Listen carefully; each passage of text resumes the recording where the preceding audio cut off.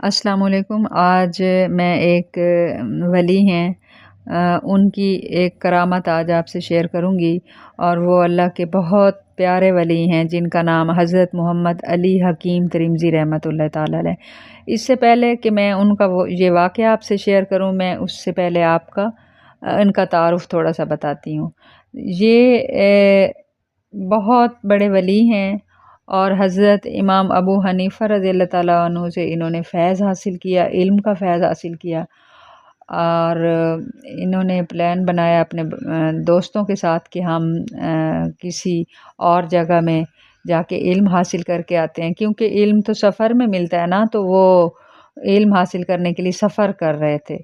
تو ان کی والدہ نے کہا کہ تم نہیں جا سکتے، کیونکہ تم مجھے چھوڑ کے نہیں جا سکتے۔ والدہ کی فرما برداری کی، اور دل میں یہ ملال ہوا کہ میرے جو دوست ہیں وہ چلے گئے ہیں، اور وہ تو علم حاصل کر کے فیض حاصل کر کے آئیں گے، اور میں پیچھے رہ جاؤں گا، میں وہیں مجھے کوئی علم نہیں ملے گا، میں محروم ہو جاؤں گا۔ لیکن وہ دل میں دکھ تھا ان کے، وہ اس چیز کے لیے بہت زیادہ پریشان رہتے تھے۔ وہ پھر ایک قبرستان میں گئے اپنے، تو وہاں پر جا کے انہوں نے دعا مانگی کہ میرے ساتھ یہ ہوا ہے۔ بہت رو رہے تھے۔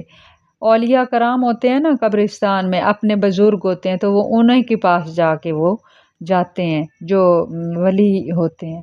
پھر وہ انہوں نے دیکھا کہ وہاں ایک بزرگ آئے ہیں، ایک شخص آئے ہیں۔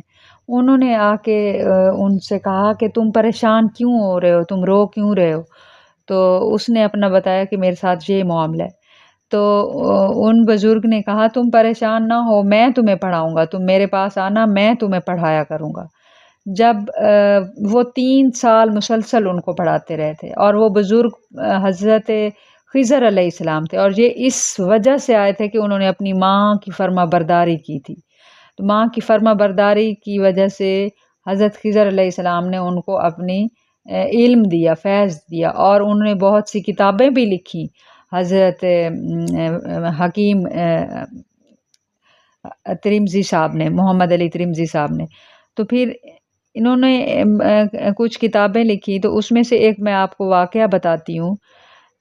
وہ یہ ہے کہ حضرت ابو بکر وراق بیان کرتے ہیں کہ ایک دن حضرت محمد علی حکیم ترمذی رحمۃ اللہ تعالیٰ نے اپنی ایک تصنیف دی اور کہا کہ اسے دریائے جیحون میں ڈال دینا۔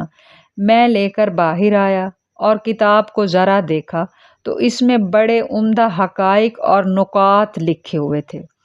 یہ پڑھ کر میرے دل نے کسی طور پر بھی گوارا نہ کیا کہ اتنی قیمتی کتاب کو دریا میں ڈال کر ضائع کر دیا جائے، لہٰذا میں نے اسے گھر رکھ لیا، اور واپس آ کر انہیں کہہ دیا کہ میں نے کتاب دریا میں پھینک دی تھی۔ اس پر آپ نے پوچھا تو پھر دریا میں کیا دیکھا؟ میں نے جواب دیا کہ کچھ نہیں دیکھا۔ پھر آپ نے فرمایا اس کا مطلب ہے کہ تم نے کتاب دریا میں نہیں ڈالی، اور حکم دیا کہ فوراً ابھی وہ کتاب دریا میں ڈال کر آؤ۔ اس دفعہ تو پھینکنے کے سوا کوئی چارہ نہ تھا، اور تجسس یہ بھی تھا کہ یہ کتاب دریا برد کیوں کرنا چاہتے ہیں، اور پھر اس وقت کیا نظر آئے گا۔ چنانچہ میں دریا کی طرف روانہ ہوا، اور پھر اس کتاب کو دریا کے اندر پھینک دیا۔ میں نے دیکھا کہ پانی کی سطح پھٹی اور ایک صندوق برآمد ہوا جس کا ڈھکنا کھلا ہوا تھا۔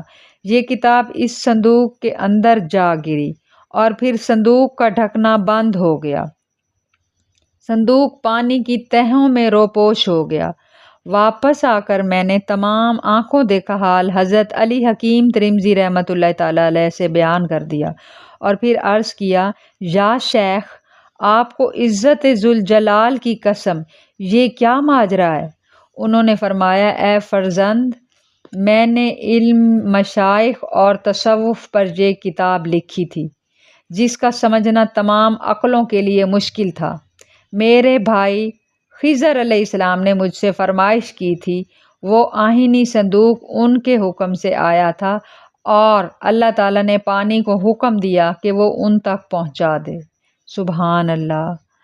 اگر آپ کو یہ میری آج کی آڈیو پسند آئی ہو تو آپ اس کو لائک کر لیں اور سبسکرائب بھی کر لیں۔ جزاک اللہ۔